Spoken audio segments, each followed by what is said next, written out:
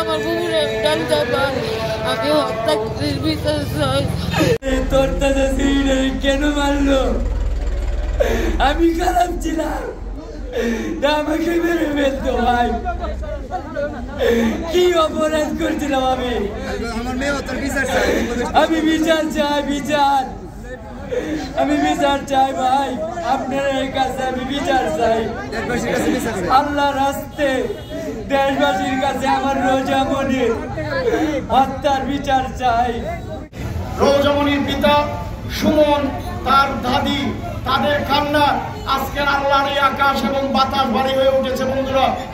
বন্ধুরা, আমরা যে বিচারের দাবিতে এখানে দাঁড়িয়েছি, যে বা যারাই হত্যা করেছেন, দীর্ঘ প্রায় 5 মাসের উপরে হয়ে গেছে। আমরা এই এলাকাবাসী, আমরা এই বিষয়ে অনেক দৌড়ঝাঁপ করেছি, থানায় গিয়েছি, কোর্টে গিয়েছি। আজকে প্রায় 5 মাসের উপরে হয়ে গেছে। 2 জন আসামি ধরেছিল। এই 2 জন আসামিও পরবর্তী সময়ে একটি মামলা হওয়ার কারণে তারা এখান থেকে অব্যাহতি পেয়েছে। অব্যাহতি পাওয়ার পরে এলাকায় বিভিন্ন বিশৃঙ্খলা হট্টগোলের খবর আমরা পাই।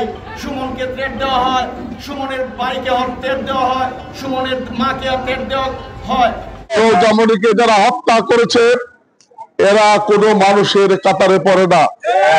এরা পাষণ্ড, এরা বর্বর, এরা খুনি, এরা সন্ত্রাসী, এরাই এই সমাজকে অস্থিতিশীল করে, এরাই রাষ্ট্রকে অস্থিতিশীল করে। আমি পরিষ্কার ভাষায় বলতে চাই, আমার একটা মেয়ে সন্তান আছে। আমি যখন কথা বলছি তখন স্পষ্ট আমার মেয়ের ছবিটা আমার চোখের সামনে ভেসে উঠেছে। আমি বলতে চাই, রোজামণি আমার সন্তান, রোজামণি আমাদের সন্তান।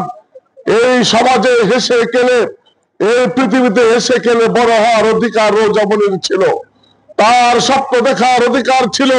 তার সমস্ত স্বপ্নকে ধূলিসাৎ করে দিয়ে, তার পিতামাতার সমস্ত স্বপ্নকে চুরমার করে দিয়ে যে পাষণ্ডরা এই রোজামণিকে হত্যা করেছে, আমি পরিষ্কার ভাষায় বলতে চাই, আমরা তাদের ফাঁসি চাই। বন্ধুরা,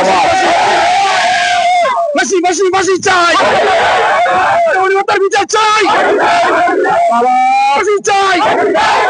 এই হত্যাকাণ্ডের সাথে জড়িত তারা কোন দলের মানুষ, কোন ধর্মের মানুষ, তারা কত শক্তিশালী মানুষ অথবা দুর্বল মানুষ, আমার কোনো কিছু দেখার দরকার নাই। আমি আমার সন্তানের হত্যার বিচার চাই।